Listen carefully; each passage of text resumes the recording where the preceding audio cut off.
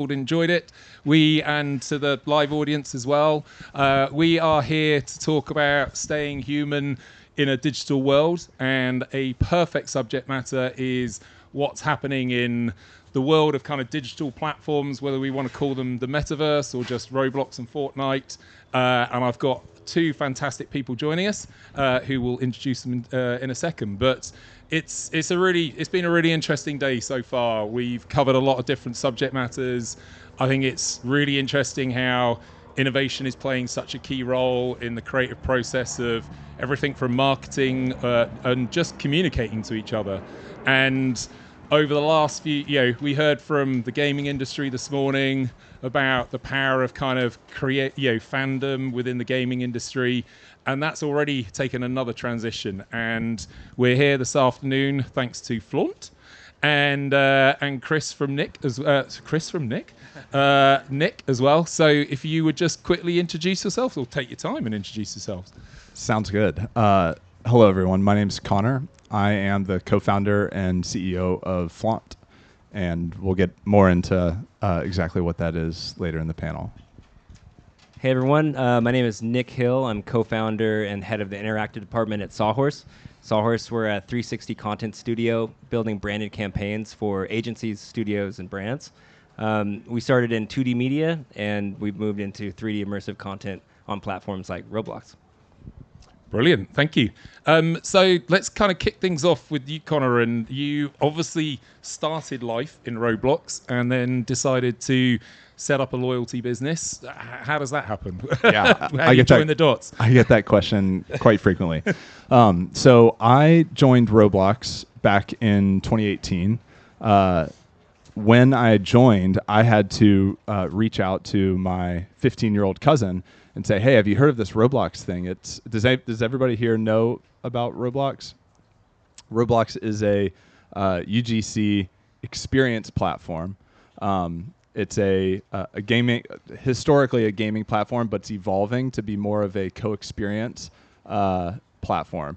The interesting thing about Roblox is that it is a platform, and Roblox creates no experiences or games. It's all created by developers and users of the platform. They have a development tool, think Unity or Fortnite's Unreal Engine, and they have a client, an app, a website, a desktop client where you can jump around all of the millions of different experiences, some of which are built for brands by studios like Sawhorse. It's also at massive scale, 70 million daily active users, 15 billion hours of engagement per month or per quarter. And then the last super cool stat about Roblox, 2.5 hours of engagement per daily active user. That's more than TikTok. That's more than YouTube. That's more than Instagram. It's insane. So, but I had no idea what Roblox was back then. And so I joined after hearing that my 15-year-old cousin and all of his classmates, that's all they did.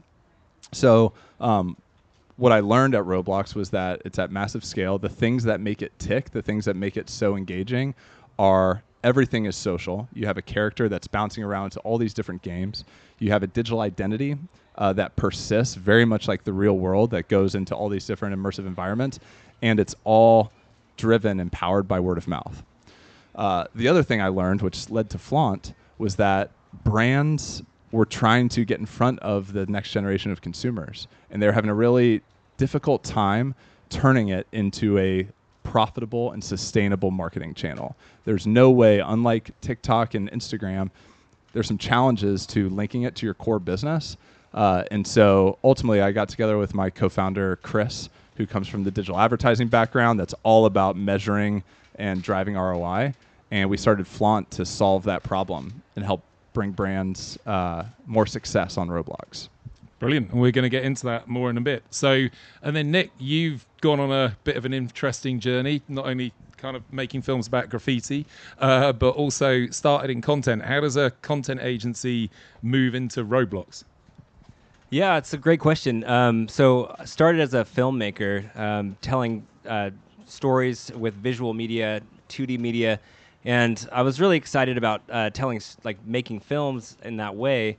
but I never thought I could like go in and start making games, because when I was coming up, it was really difficult for studios to make games, especially like on the, and get that reach. So I just had an opportunity to work on the Aloe experience, Aloe Yoga, that clothing brand, and we built that on Roblox. And I was able to spin up half the team from people that were working at the company at Sawhorse, art directors, creative directors, some 3D artists, and visual effects artists. And then we brought in people from the Roblox community. So we hired developers and 3D artists. We mashed that team together and we built an experience, like a gamified experience for that brand. And it was kind of like telling a story for a brand in a 2D linear video sense, but instead of being locked to a timeline with a beginning, a middle, and an end, you're now being able to build a 3D immersive experience that's gamified, that's persistent. So people are spending longer time in there, they have more agency to explore, and they can keep coming back day after day. So it's a totally different way of thinking about building and brand storytelling. And it's just completely rejuvenated my career. And now I've left that side of the company, and now I kind of run the interactive side. And now we figure out how to tell these immersive experiences for these brands. It's super exciting. And also, don't be modest. That's one of the most successful experiences on Roblox in history for brands, right? Yeah, thank you. It's one of the biggest experiences in the fashion category. So to date, it's been around for about 2.5 years, and it has 207 million visits to date. So it's pretty insane. Tons of hours of engagement, and it just continues to grow. And there's very little updates happening there. It's gotten picked up in the algorithm, and now it's something that the community knows. They go there. Within this experience, you can do guided meditation. And I think the user base there has kind of adopted it. And if they want to take a break from doing this certain type of game, they can always pop in there, meditate, get some digital UGC clothing that's based on the IRL clothing, and it just kind of like lives on. And I think that's the crazy thing about this world, isn't it? And you touched on it, and one of the reasons we're interested in it as an agency as well is because it is a live experience. And you pointed out earlier, compared to traditional advertising where you're talking about seconds of engagement, people are spending hours. And so just like you would do in any real life experience, that's, I presume, where you saw the opportunity around loyalty. So what is the unique offering within Flaunt that makes kind of loyalty work, and how does it work with avatars and people? Yeah, it's a great question. And I'm going to start by the essence of a digital loyalty program. So loyalty programs have been around for a long time. When they went from, just sort of physical punch cards and just strictly existing in the physical world as a way to sort of create sunk costs to keep people with your brand as opposed to jumping ship to another brand. When they went digital, they sort of took on a different role within marketing organizations, and really they serve as a attribution tool. You provide rewards and digital incentives for your customers to reveal themselves at different parts of the customer journey. That gives you as a brand unbelievable data that allows you to understand what your customers are doing as opposed to them just paying in cash and checking out as a guest. And that data allows you to personalize experiences, which is super, super important. So in the Roblox context, how loyalty shows up is right now, brands, or until very recently, brands really had a tough time understanding who all of these 200 million visits, who are those people as customers. And because brands, when I was at Roblox, brands would do activations, but really have a tough time linking it to their core business to drive revenue and engagement with their actual products and services. And so loyalty, and the way that our loyalty cloud for Roblox works is you can design campaigns that complement the experiences that you're building and deploying on Roblox.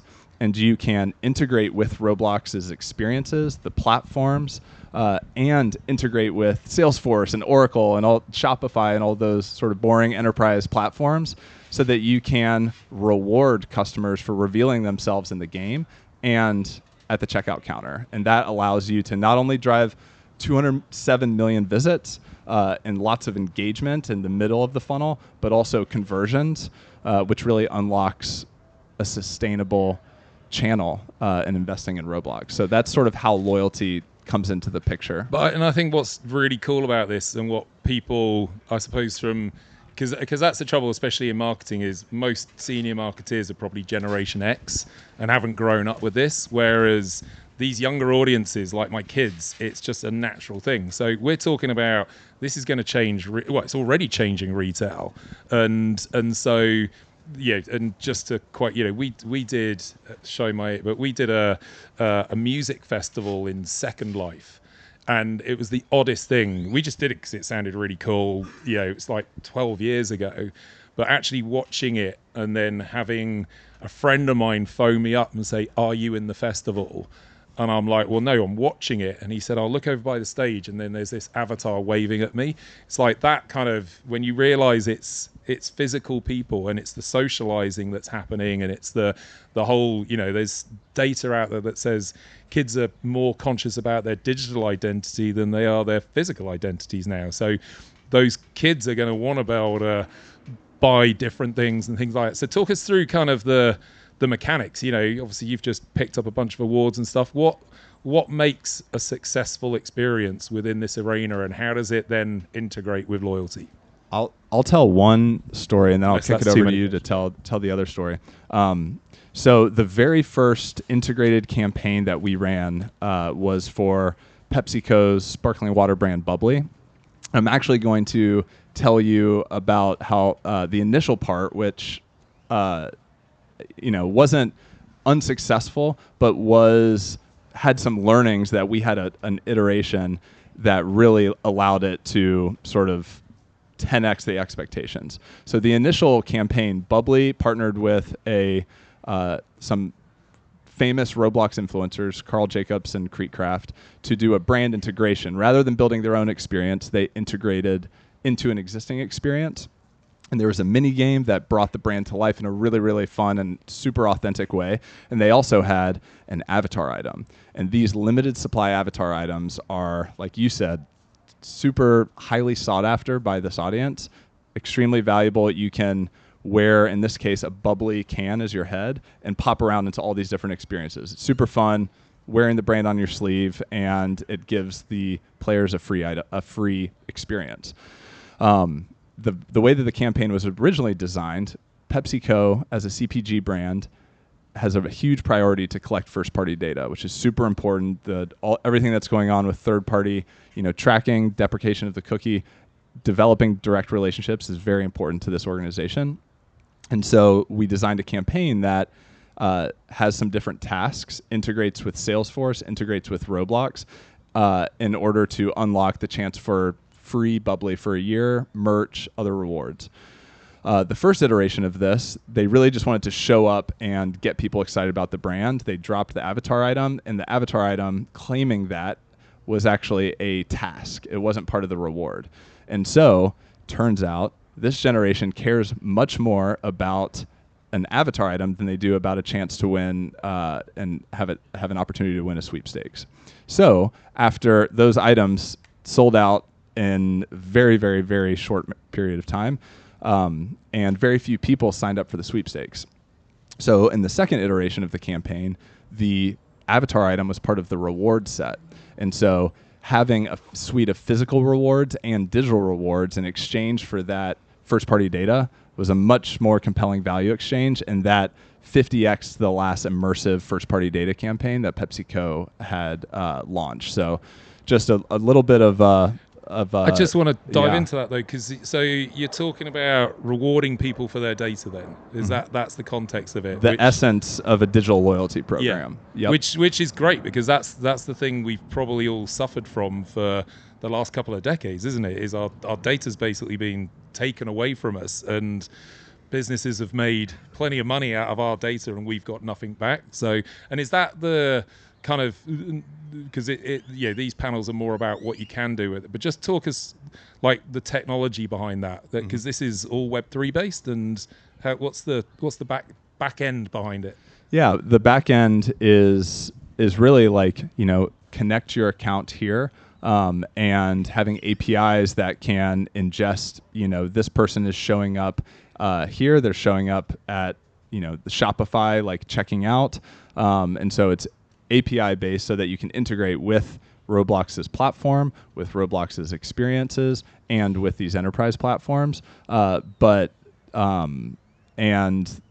our campaigns engine, where you sort of configure these different activities and press publish, is really like the back end. It's quite simple. It's just like bridging worlds that had never been bridged before. Right. And Nic, so how have you ended up working together? Yeah, so just reminding the audience of like what's going on here. It's just these brands, they activate on the platform, and they have these goals of going beyond just brand awareness marketing, top of funnel. So it's like a lot of the things that we build, we'll work with these top brands, we'll make these cool gamified experiences. They'll get millions of visits, like tons of hours of engagement. And then brands are like, how do I reach them? Who are these people? And oftentimes the answer is like, we don't know. There's a bunch of usernames, the age data is self-reported. There's only so much data I can give you. And a lot of times the clients will say, well, I have this real life campaign. Like, how do I connect these people to that campaign? Like, how do I get them to actually, go out in the real world and buy this thing, or like come to this thing and, event that we're doing? So that's why I got excited about Flaunt, because they kind of help break down the walls and kind of connect the users on the platform to what's happening in the real world. And the one thing that we have to remember is all of these platforms and sites, they all have different terms of service with limitations on what you can and can't do. On Roblox, they don't allow you to do any deep linking, because in a perfect world, you would just be like, cool, here's the new campaign. It's this new car, and you can buy it over here, or you can go to these activations that are happening in all these major cities. Here's all the information. You're not able to put that on the platform, and you're not able to directly drive people off. So, the challenge becomes, with this rule, how do you connect those two worlds? And that's what Flaunt does. And we did this with two examples, two cool projects that we did. The first was for Lamborghini, and the second was for Paris Hilton and Hilton hotels. The first one was Lamborghini. One of their goals was to monetize, and they wanted to monetize in the real world and not necessarily just on Roblox in the form of selling digital items. So we put our heads together. I got really inspired by, Web3, and basically like the blockchain. Like when you buy something, it has utility behind it that you can leverage in the real world. And we all know that Roblox is not on the blockchain. So we kind of hacked it, and we created a super limited item for Lamborghini. It was a golden bull head item inspired by the brand icon. And we sold only 3 of them. And the utility that comes behind this item, if you own this item, you get a custom trip to Italy where you get to go to the Lamborghini factory, and you get to meet all these people, go to a fancy dinner, and like really like get this VIP experience. And we put those out for sale. They are the most expensive items ever sold on the Roblox platform. We only made 3 of them, and they sold out within 1 hour.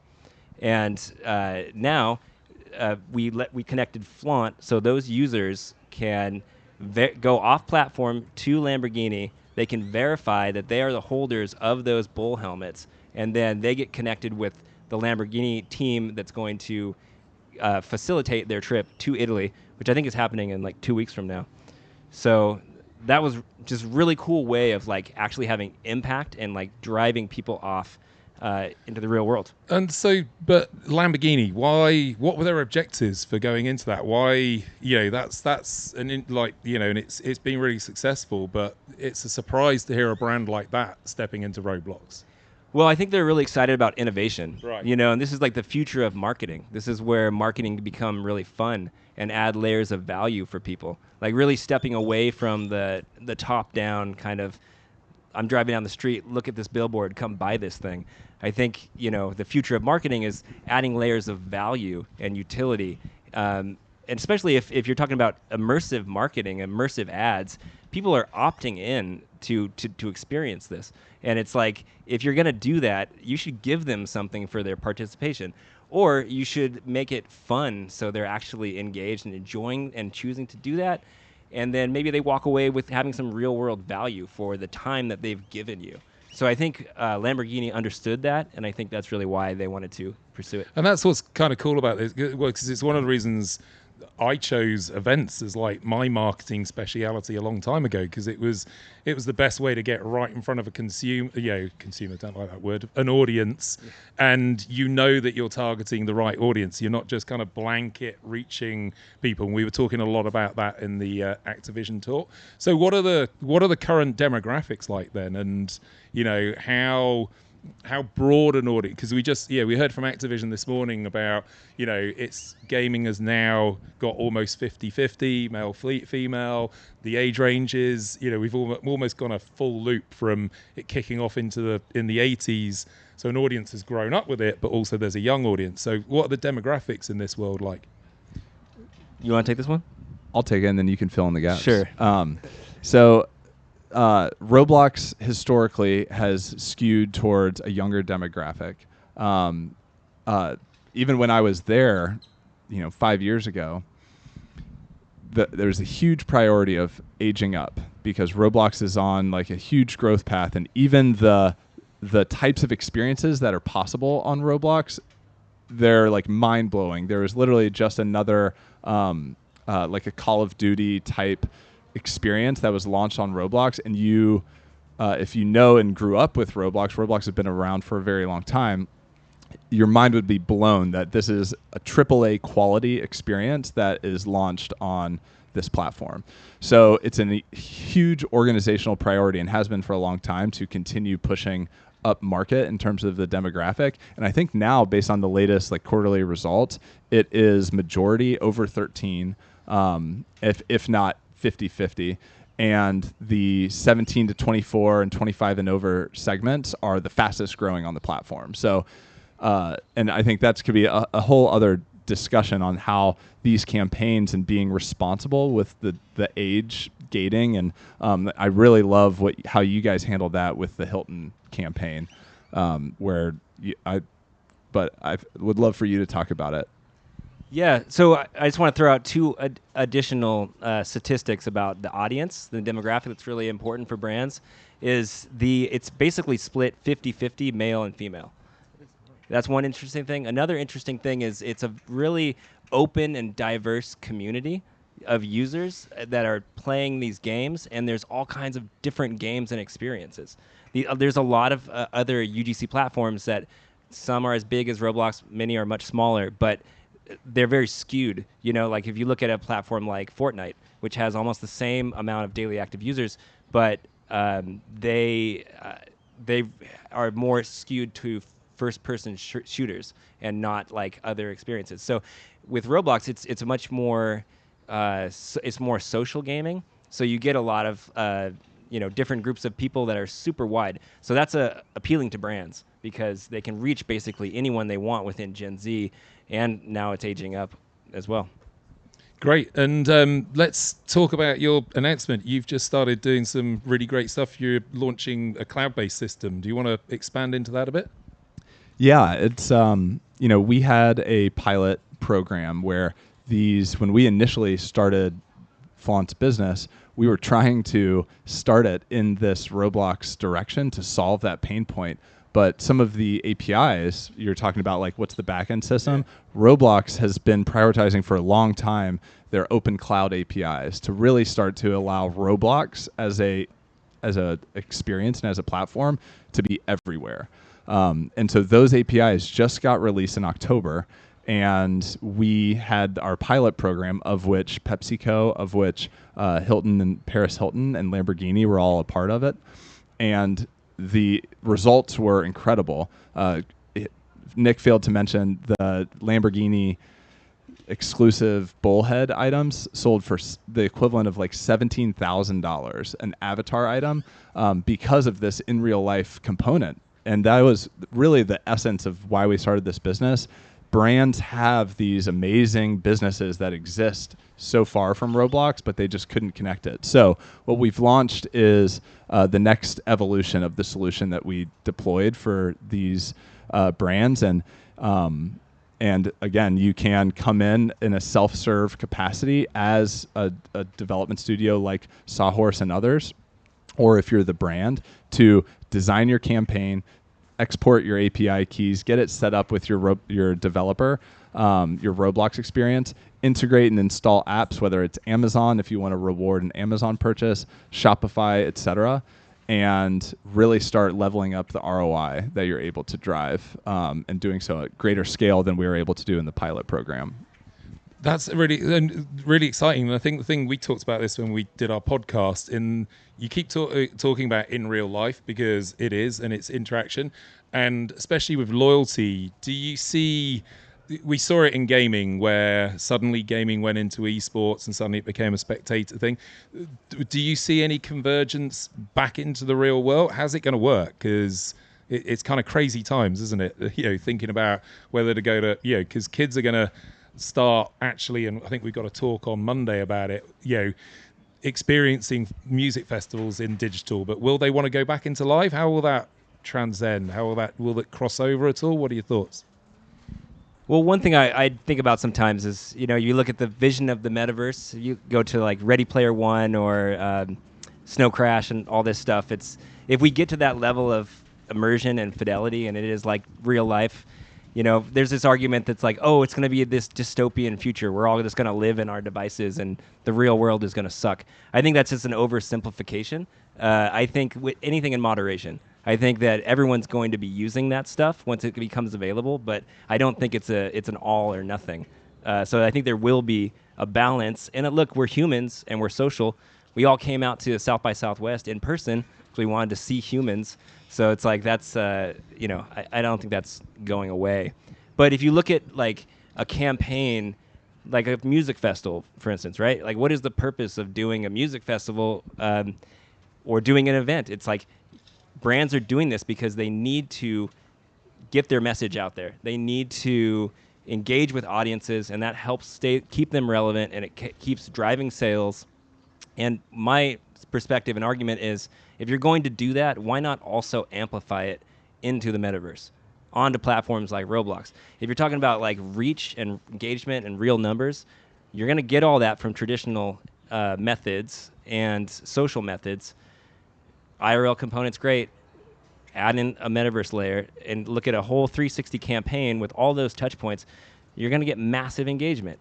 Well, and this is what kind of interests me in the fact that that whole idea is really kind of interesting, because keeping it an always-on strategy and allow it, that's what's kind of great about Roblox, is it's not just a one-off.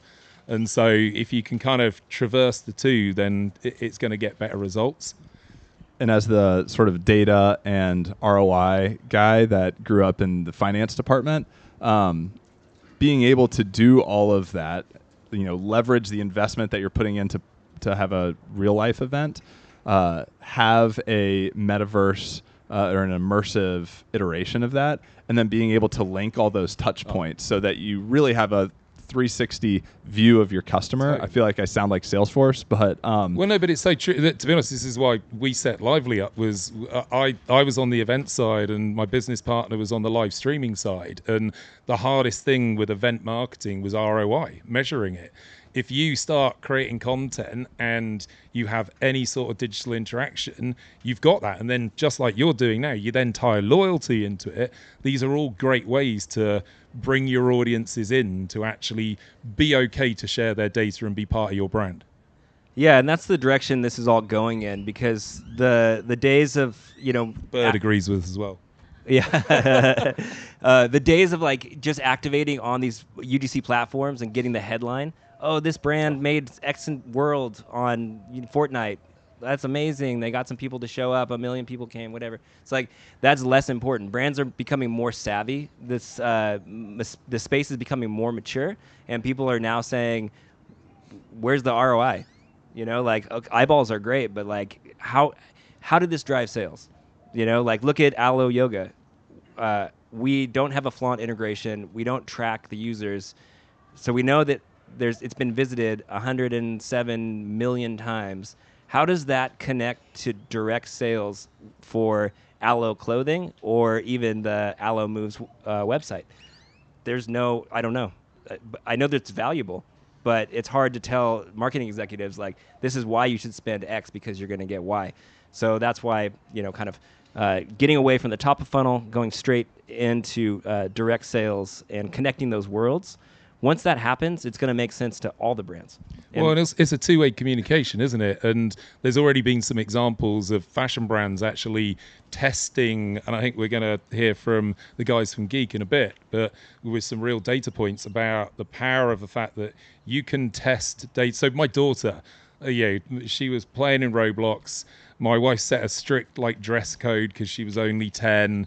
And I was like, have you ever checked out what she's doing? And sure enough, my daughter had totally styled herself out on exactly the clothes she wasn't supposed to be wearing in real life. And but she was styling herself. And we've already seen some great case studies where people have launched beanies in digital beanies, and they've been so popular, then the fashion brand has actually released those into the real life. So that just shows the massive transformation we're going in, starting in digital and then probably going back out into the real world. Yeah, it's like the oldest rule of marketing, right? Like, go to where the people are. Yeah. It's simple. Connor brought it up on the panel here. It's like 70 million daily active users. They're all spending 2.5 hours per day on this platform. Males, females, that's where they are. So, and we also talked about how digital identity is so important. People are spending a lot of time, energy, and money customizing their avatars. It makes sense to them. So if you're a clothing brand and you want to stay relevant, you can't only make IRL clothing anymore. If you want to stay relevant for the younger generations, Gen Z, Gen Y, and moving forward. So I think you need to play in both arenas. This is the direction that we're all moving in. Well, and there's also, we've had a couple of conversations with brands now, and there was a lot of talk at CES about what we all need to realize is people are kind of growing up. So it's like, how do you market to your next customer? And so, for instance, we're having a conversation with a brand, and they came to us and said, oh, we're doing a lot in social media, but we now want to look at getting out into in-real events.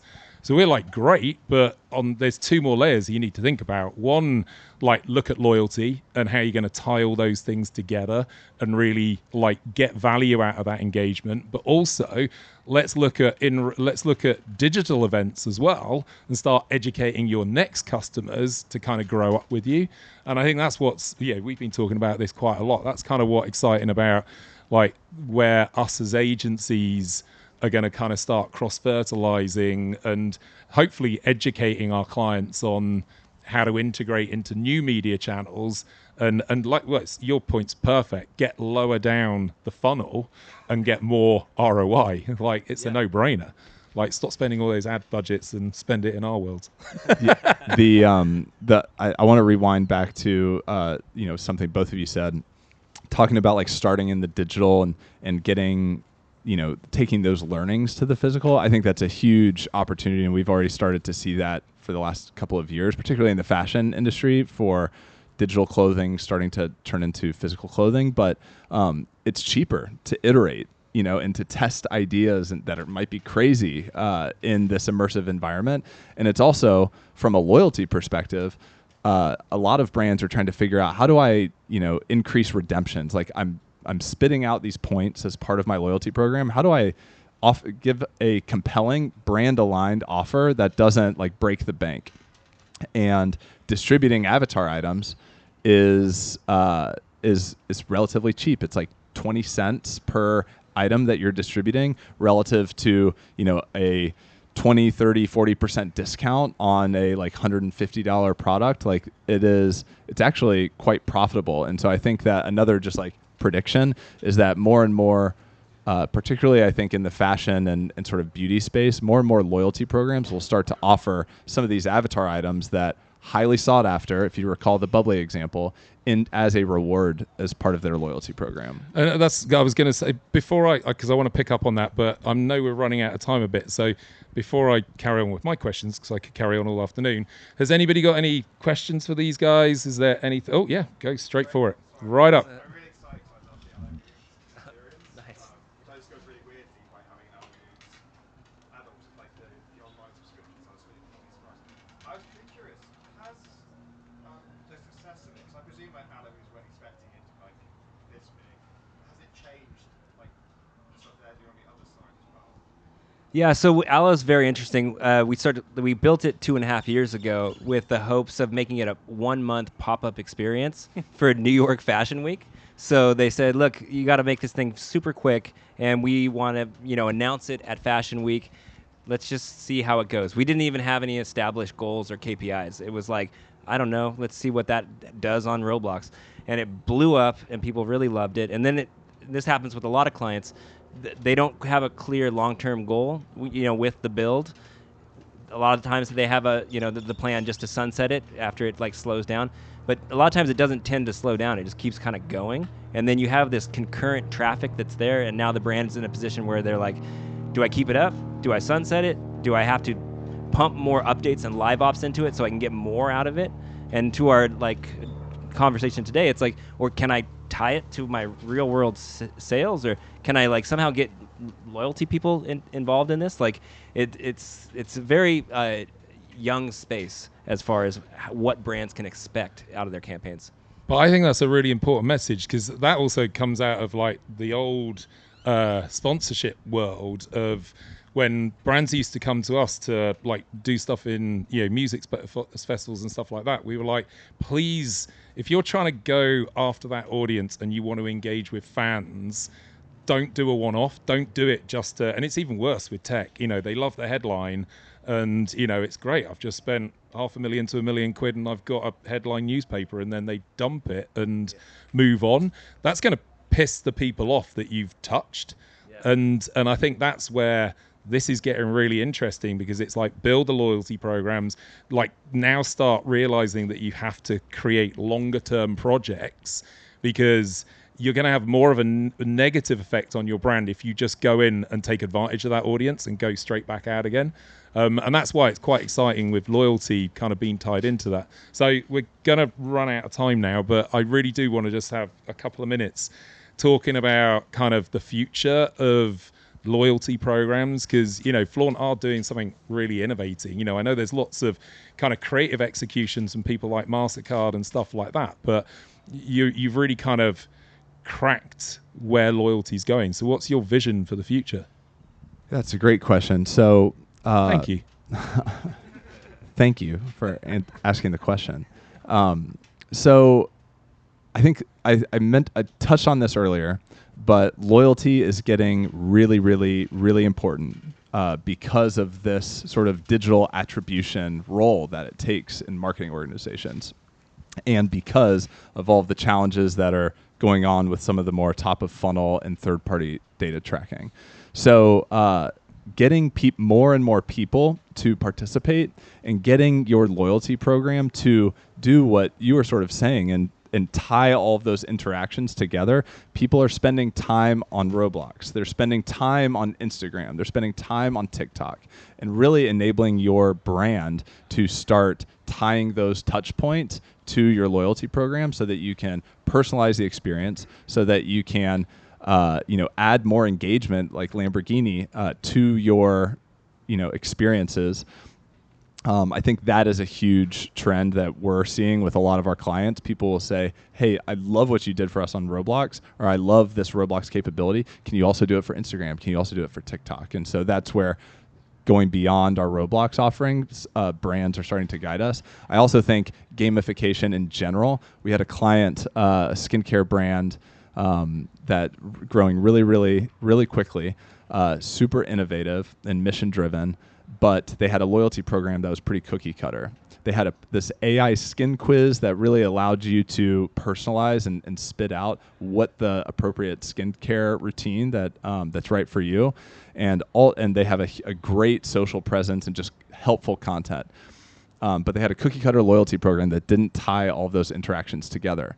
And when they migrated to a Flaunt program that has this same gamified campaigns engine that we've been talking about, that ties all of these different interactions together, but also rewards incremental action, and implemented some of these social integrations, they had a 20% incremental sales lift for an already quickly growing business and a 300% increase in profits, which is very important in this environment relative to their old loyalty program. So some of these gamification, community, and social elements are, I think, where loyalty is going. And Roblox is this place where there's this just huge gap between, and that's why we're really excited about bridging it. That's what's kind of really exciting about these new platforms, though, isn't it? Because everybody's kind of been stuck in social media, and social media's kind of gone through, well, in my mind, a bit of a change, let's say. But for here, going back to that social identity and stuff like that, it gives people, people get bored of this analogy, but it's like I'm a Gorillaz fan, and I was so upset because I paid for a VIP ticket, took my son there, and all I got as a reward was, which we've just done, which is a bit embarrassing, is a t-shirt and a tote bag. And it's like, I was actually expecting, because they're an art-based thing, that I'd get all these digital collectibles and stuff like that, and it's just missing. So there's plenty of future in that. My final question then for both of you then is,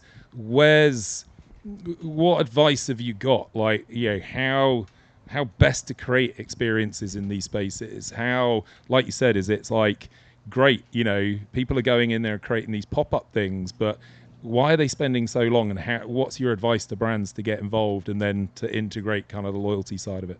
I think it'd be great for you to start on that.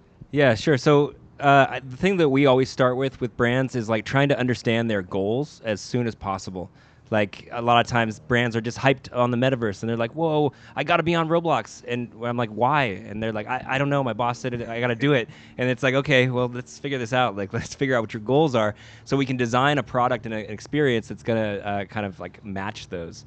And so advice would be, if a brand wants to get into this, I think they need to figure out what are they willing to put in as far as like time, energy, dedication, and also money. What level of that are they willing to commit, and what are their goals? I tend to have brands do like a crawl, walk, run approach, because it's overwhelming for these marketing departments. A lot of them don't have any experience in gaming. They don't have like a Web3 expert on their team oftentimes. And Roblox can be very overwhelming, especially if in their mind they're like, oh, I need a persistent experience, an always-on thing that's a reflection of my brand. I don't think anyone is prepared to support that. So what I like to have them do is like start with like either a small integration in someone else's game, or maybe like a pop-up experience that's a month long. And if they really get into it and they see the success of one of those things, then they can snowball it into a larger operation once they're more familiar with the platform and they know what their goals are and they know kind of what they're getting out of it. And we're talking about where this is going, like in the future, we're also talking about how video billboards are starting to roll out. And this is like, if you're just going for impressions and you don't want to make a core game loop and a persistent experience, it's overwhelming. You can just literally take your commercial and you can put it on video billboards and some of the top experiences that have the most traffic. And from an impression standpoint, you can get millions, billions of impressions very quickly. And one thing we did with the Paris Hilton project is we took the 30-second broadcast commercial and we did a one-to-one visual effects clone of that with starring all Roblox characters and a Roblox version of Paris Hilton. And we put that as part of the Hilton Honors campaign that they rolled out on TV and social. We also put that in the metaverse on Roblox and kind of amplified that campaign. So in the future, I see more brands that doing commercial that. Is amazing. Thank you. And and we worked with Flaunt on that as well, because Hilton Honors, in addition to that campaign of just letting people know about the Hilton and the Hilton Honors program, we designed a situation in Slivingland, which is Paris Hilton's experience, that encouraged the player base there to go on a scavenger hunt to unlock these special UGC items, these deer antlers. And part of the experience was, the challenge was you had to go off platform, and you had to go to the Hilton Honors site and learn about Hilton Honors, and then you come back to Roblox, and that's how you earned the item. So that drove, like, I don't know, over 30,000 new new users that were kind of learning about Hilton Honors. And the only way we could do that is with Flaunt. Thank you. The Hilton experience, I think there's some amazing videos. I would highly recommend checking it out because it was incredible. I'll be brief and just, I agree with everything that you just said. And I think in general, like the video billboards, it's more and more like Roblox is enabling brands to make their presence more plug and play. We've had, because of this ROI component where, hey, I can actually drive conversions on Roblox, and hey, it's so much engagement, like this is a big opportunity. We've had more brands coming to us that otherwise wouldn't have been on Roblox because they now have a different ROI equation. They're starting to get more involved. So I'm obviously really excited about that. And I also think everything you said, spot on. But even outside of the billboards, even just like having a light immersive experience, that is just becoming, because of talented studios like Sawhorse and others, that's becoming more and more accessible. And if you can have an immersive experience that brings your brand to light a little bit, maybe in that crawl phase, and also have some of these avatar items and drive conversions for your brand, like that's a really compelling story that might get some press time, also gets your CMO and your CFO to be like, whoa, this actually drove some real business results. Maybe we should start walking a little bit faster and maybe get to run faster. So that's what I'm excited about the future. Great, thank you. I think anybody else got a question before we wrap up? Oh, yes, please. So on Roblox, are you concerned at all that the more these ingenious strategies maybe get implemented and others start doing what Flaunt's doing, that you might drive away the purists who embrace Roblox, and that's the reason they spend 2.5 hours a day, as word gets around that, they're just marketing inputs. Yeah, I have a quick, and then it looks like you have an answer to that too. One of when I was at Roblox, one of my responsibilities for a couple of years was running the avatar marketplace. And historically, you couldn't, and another stat about Roblox is only 5%-ish in a month of all of those players, and the monthly active users is more like in the 200, 300 million. Only 5% of those pay and buy Robux in a given month. So there's a lot of people that are engaging and don't have the ability to pay and participate. That means that they can't customize their avatar, and so they're walking around as sort of noob character without any additional customization. And so I pitched the whole company and I said, brands are going to be the primary sponsor of free content, allowing different players to customize their character and have a better experience. Like I said, those three things: social, UGC and word of mouth, and identity. Like that's so important to players. And so one of the reasons I'm really excited about what we're doing is, like I said, more brands are coming in. That's more opportunities for free content to enable you to express yourself a little bit more in this environment. So that's my answer to that, having some experience. It was a little like they were a little confused. But now, like a lot of the features that I was like doing Excel sheets and pitching are actually released. Like that's what's making there's more free content on Roblox than there's ever been before. So it took a little while, and it was a little confusing back in 2018, but now it's starting to happen, and people are getting free stuff. Yeah, I agree with all that, and I would just say that I'm not too concerned about the user base there feeling like it's becoming a brand takeover, and the reason is because it's such a free and open platform, and it's run by all these amazing developers from around the world. And when you go to Roblox, you're opting in to experience whatever you want. And a lot of the huge traffic goes to some of the biggest games on the platform that have the most concurrent users. Those games could choose not to have any ad in their experience. So really, like, it depends on where you go and what you do once you're there. It's not a situation where if you would go to play the game, you have to watch an ad. It's not really designed like that, which is flexible. I was going to say, because I think that's what's really interesting, because yeah, your point, I think that's that's hitting the social media channels now, is they needed to introduce a ad revenue model, but like certain channels I'm on, I get sick and tired with the ads that I'm getting fed, and so it's actually moving me away from social media. The trouble is, I don't necessarily have, apart from going in and going, this is spam constantly, whereas with these platforms, it's in real life. These audiences can literally choose whether they're going to do it or not. And so and also it's down to us agencies, and you're going to hear from Geek in a bit about educating these businesses to make sure we do it right. Otherwise, it will go the same way that a lot of the social channels are going. Yeah, and I would just say it's just less intrusive than current advertising. Like on TV, it interrupts what you're watching. You drive down the street, there's a billboard. You cannot not see it. And then in these platforms, certain experience will have ads or whatever, but you can literally turn around and not look at it. And a lot of these experiences don't have ads. And I would also say that what's really cool from a protection standpoint, ads aren't even shown to anyone who's under 13. So, like, if you go into an experience that has a billboard, an under 13 person won't see it. Just the over 13 will.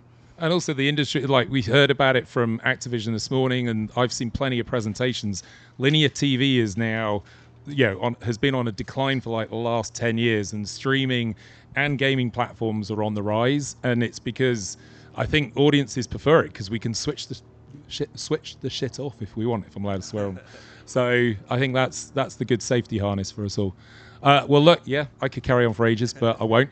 Thank you so much for joining us. Thank you to you two. Thank you, Flaunt.